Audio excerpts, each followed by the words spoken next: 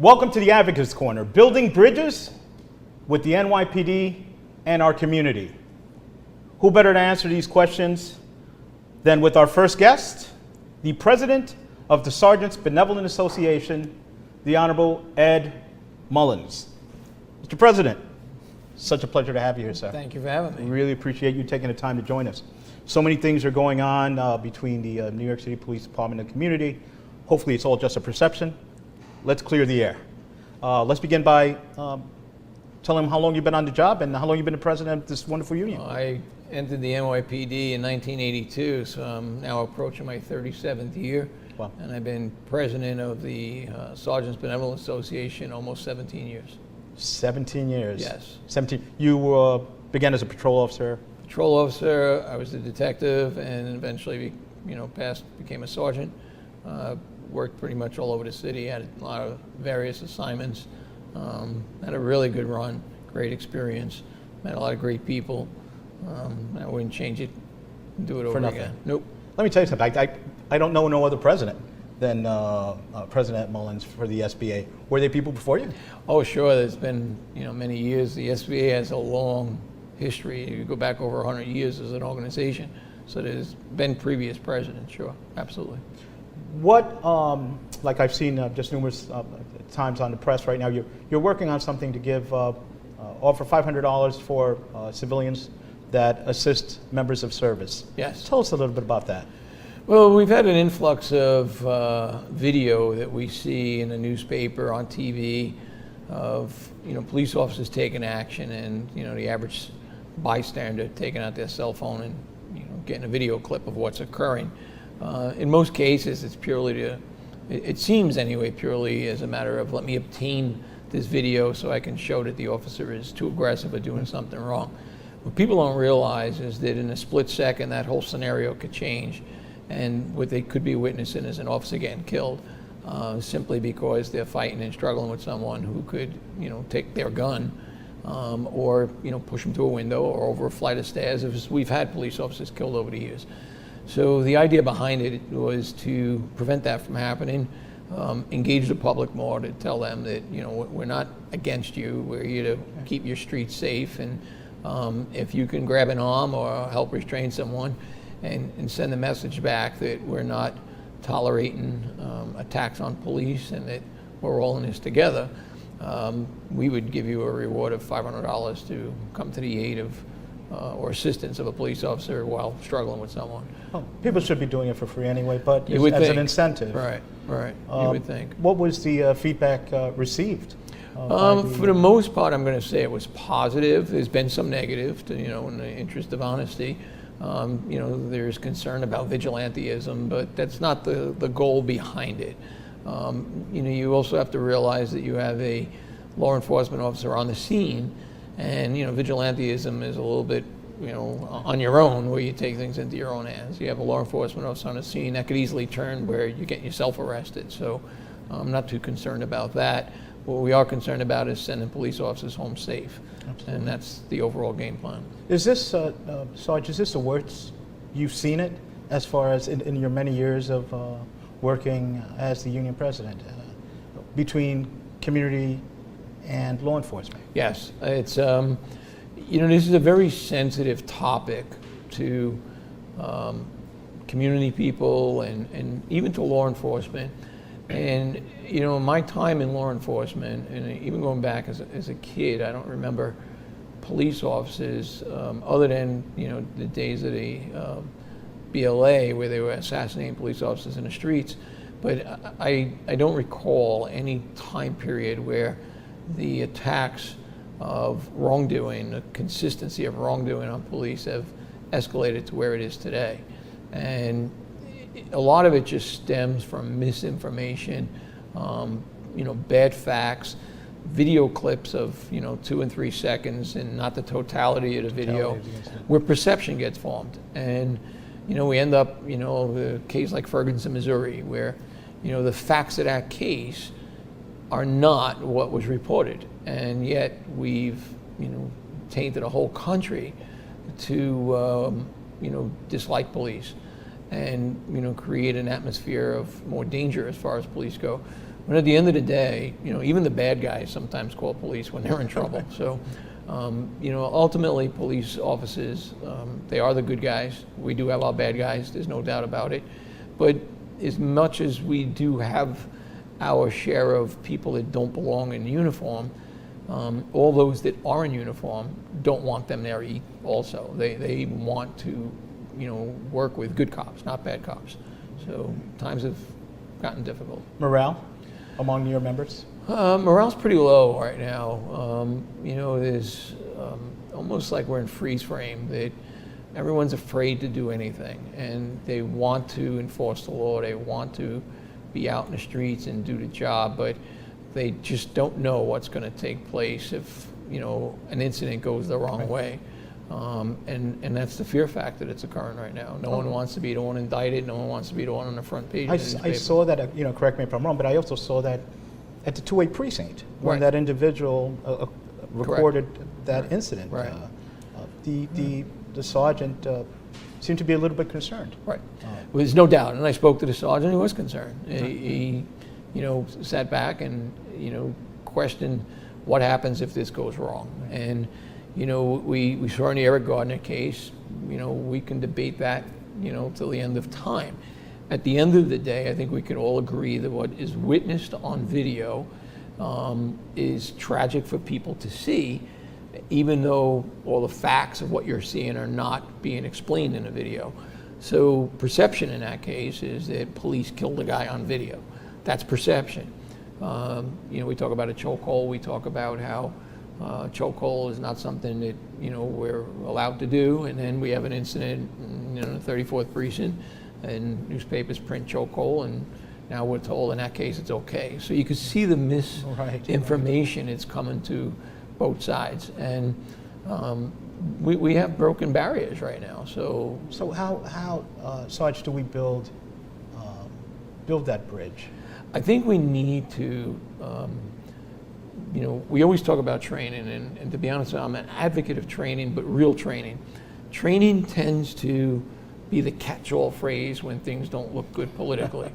But I'm talking about real training, that you believe in what you teach and you believe in what's being taught to you. And you keep that with you when you go out on your patrols and you're talking to people in the street. I think that the mindset of police officers and people in general is, you and I, we get up today to enjoy the day, to make ourselves get through a week and spend time with the people that are important to us, as does the rest of the 8.5 million people in the city of New York. So we need to keep that in mind, number one. And we need to establish an understanding of what police do and what is perceived in communities, so that me as a police officer, I don't just sit back and go, who cares what they think? No one cares what's going on in the community, so why should I care? We need to change that mindset, and I think you do that through education. You do that through public service announcements of real life situations where citizens see what a police officer is doing, how they see what's on the street, and we have teaching moments for both sides. And you do little scripts, you get that out there. You need to work with children. We need to utilize our sports teams. Our sports teams, we have sports teams for almost every major sport in existence, but we should be running clinics and things like that in the communities. This, NCO program that everyone's talking about. Right. When I talk to the, people doing it, they don't believe in it, and I'm curious what the community thinks, whether they believe in it, whether they're seeing it as a positive or not. So, we still have to get our homework done on that. Absolutely. Something that I've always, and I spoke about it to our next guest that's coming up after you. I always remember, and I still remember their names when I was a kid, Officer Pellegrino and Officer Brown from 3-2 Precinct. They used to come to our school and talk to us. Is that something that's still in existence, or? Yes, officers are in the schools on a pretty regular basis, and they talk to the kids in the school and outside the schools, and it really comes down to who you are and how you're brought up. And you're now a police officer, and if you can look at people and you see a homeless person and you don't say, look at this person is mentally ill sidewalk living creature. you don't look at it like that. You have to look at it, this is someone's son or this is someone's daughter. And that life somehow gave this person some type of a twist that put them in this capacity. So I think that if you can, dig into your roots of where you come from, you'll see things a little bit differently, and you start to realize that this is all about people, what we do. Is there hope, Sarge? Is there hope to build that bridge as you see it today? There's always got to be hope, right? So without hope, then we have nothing. So, I'm optimistic. I just think that we need a different direction than the one we're going in, and the direction is going to require saying the things that aren't popular, doing the things that don't seem to be in favor with people, but you have to be patient enough to ride it through in order to get to the end result. The SBA has taken the lead in numerous efforts. I remember there was an announcement made to speak to kids in the schools. Right. The SBA took the lead on that. What else do you have in the pipeline that you can share with us? We're going to be working on an outreach with homeless this coming winter. I drive into the city every day, and I see numerous people laying on the sidewalks, homeless with their dogs. And right now it's nice weather, but we're going to see that change. And we have a truck that supplies food and drinks. And, I notice the concerns of a lot of the cops because we talk about it. So we're going to try to get involved and lead the way. Well, Sarge, time flies when you're having great conversations. This is your home. I want to take the opportunity to thank your men and women for everything they do for our great city. Thank you. And got to shake your hand, sir. Pleasure having you here. Thank you. We're going to come right back. Can we build a bridge? We're going to answer that question on the other side of the break.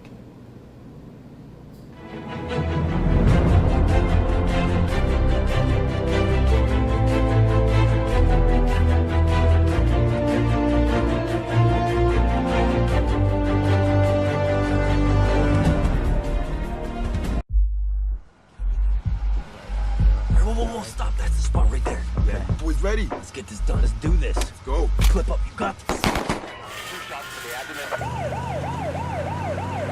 Take him to operating M4. Step. This is how I roll now.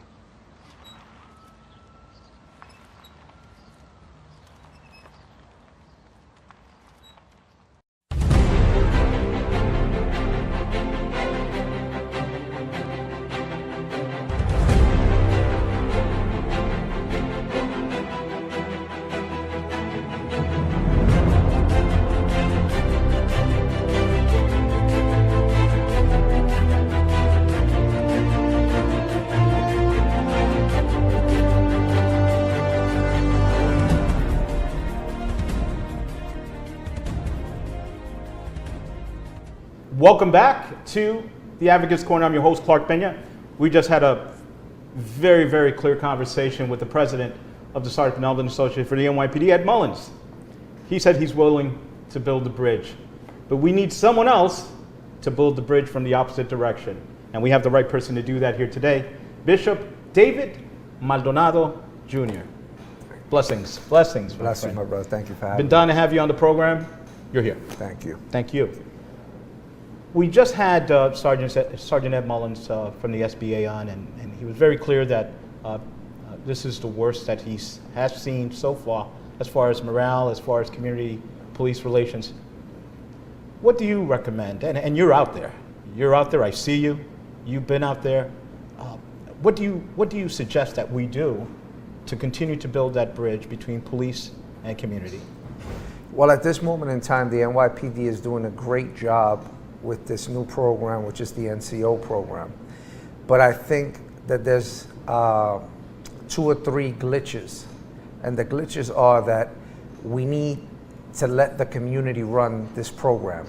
Community-based leaders that can run this pilot, due to the fact that what better than the community that knows what it needs. We're building a bridge, but the bridge still needs a couple of stones in order to get to the other side. The stones are the ministers, the church. NYPD needs to understand that the backbone of the community is the church and the leaders. Now, in each bunch, we have a bad apple.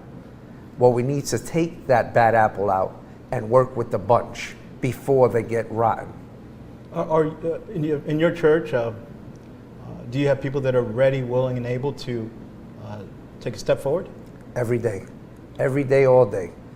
We have people who are willing to work. By God's grace, in my church, we have a pantry. We also teach the community, our parishioners. We teach them how to deal on a day-to-day basis with the officers, how to deal with the community. Remember, we're all human at the end of the day. I respect the NYPD. When they take that badge off, they're human. But what we need to understand is that we need to come together and sit at the table a little bit more. Sitting at the table, who comes to that table? Who would you suggest should be at that table at the end of the day? At the end of the day, well, the mayor, the PC, the people who call the shots. And when we speak about the community, who better than the NYPD knows who's on the ground? They need to take away the people who are not working that have a title and put the people who have the title and are working at the table. I was listening to Sergeant Mullins. They have so many great ideas, and other law enforcement union leaders. Why are they not at the table, in your opinion? I think that they should be at the table when it's about the members, their members, and about the community. Why do you think they're not at the table? Well, I think everybody should be at the table. It's just that you have certain people who have different ideas. And some people just want to benefit their pockets. Not talking about the NYPD, I'm talking in general. Some people want to benefit their pockets and not benefit people over profits. And that's the way it should be. It should be always the people over profit. At the end of the day, if we go into a civil war, we're going to be worse than what we are now. So before we get there, let's come up with a solution, and each one teach one, and each one help with the brick to bridge that gap. Absolutely. There is a large amounts of churches in the Bronx and in Brooklyn, Manhattan, everywhere. If the churches were to come out from within those walls and become active in the community, on the street, where do you think we would go? This will be a different community all around the board. You're absolutely right. You hit it. You hit the nail where it needs to go. And you do have certain churches that don't go out beyond the four walls. And you have other people in the churches that go beyond the four walls. Our ministry is beyond the four walls. The people who are inside the church apparently already saved. We need to go outside and take care of the people who are sick. Correct. You worked very closely with community-based organizations, but you've also worked quite closely with law enforcement officers. If you were to talk to those folks that are probably trying to find a way to do that, what would be the suggestion? How do you build it? Well, get more involved with your community precinct. Let them know that you're there as a community leader. Or let me retract, not as a community leader, as a community resident. Let them know that you're willing to help in what they need you to help in, and just get involved. I started about 7 years ago with the NYPD, and where I got involved with my local precinct. And from there, to God's grace, I became the NYPD liaison. And it's just bridging gaps. It's helping the community. It's not only helping the NYPD, it's letting the community understand where does NYPD come from, and letting NYPD understand where the community is coming from. Seen a lot of negative videos of people, instead of helping police officers or helping in any situation, they are tending to stand back and just videotape the incident. What are your thoughts? I think before you record, you should help in any shape, form, or matter. We're in a digital era. It's going to get worse. Remember, I'm telling you now, from here to 5 years, we're going to have drones that are going to be recording. So we need to stop recording and start helping a little bit more. And we need to value those three letters, which is CPR, courtesy, professionalism, and respect, in order to bridge that gap with the community. They're doing it. But we have certain people, like I said, there's always a bad apple in the bunch. So we cannot say that NYPD is bad because one person is acting up. But they do need to be held accountable for it, just like the community need to be held accountable for it also. I've seen a lot of shootings. As a matter of fact, I responded to a shooting last night of a pizza delivery guy on 145th Street in Amsterdam Avenue. I know you guys are going through that as well in Brooklyn. What have you seen? Has there been any changes? There's a lot of changes in Brooklyn with the gentrification. And remember, I wish the media will stop posting certain things, because what happens is it becomes a trend. And when it becomes a trend, people to get likes, people to come out in the news, they start doing what's in style. So I think the media has a lot of fault in this situation with the NYPD and the community, because sometimes they disseminate wrong information. So I think media needs to tone a little bit down and just focus on what they need to focus on and help community and help NYPD also to bridge the gap. They're a big part of this. What are you doing currently as an individual, as a bishop that has a lot of folks follow you? You're been followed by, so you get a lot of followers. A lot of people follow you. What are you doing now to bring folks together? First and foremost, I'm just trying to be a better person, because if I cannot be a better person, I can help no one. Understanding my faults, understanding who I am first, in order to go out there and take care of others and understand where they come from. We're now working with a lot of nonprofit organizations. Last week, we was just doing a book bag drive with a foster care program, Hot 97, and a group of people, PCNY, a group of people who came together and got about 100,000 book bags to be distributed through New York City, all at the same time. There was different teams in different boroughs giving out book bags. And now the winter's coming. I heard my brother Ed Mullins state about food and the people who need. We're working on that also. We're working on getting a few people together in order to get quilts and cover the homeless and try to get them a place to stay. For the winter. For the winter. Because winter's coming and it's going to be a cold one, I hear. It's definitely going to be cold. When last year we went out there, during, I think they called it Cold Blue. Yes. And a lot of these folks don't want to go into the shelter system, so we try to make them as comfortable as possible while they're out there in the cold weather, unfortunately. And definitely want to follow up with Sergeant Mullins on that. Yes. I think it's a wonderful idea. The reason why the people don't want to go into the shelters is because they state that being outside they're safer than being inside. So I think that's another situation that needs to be taken care of also, the shelter system, and it needs to be held accountable also, because we get the backlashes, the people who are in the community, with the people who are in the shelter walking around and doing things that they're not supposed to due to the fact of how they're living. The way you live brings out the way your reaction is towards the other people. How do you do your work, Bishop? I see you responding to the Bronx. I see you responding to Brooklyn. People reach out to you and you respond. Where do you find the time to do all this? It's called passion. When you have passion and love for what you're doing, there's always time. I have a family. I have a church. I have the job that I'm doing. And at the end of the day, I find time to do all these things, because when you put God first, everything else falls into place. Amen on that. Amen. Amen on that. We leave here today. We go out into the field again. What's your next step in building the bridge?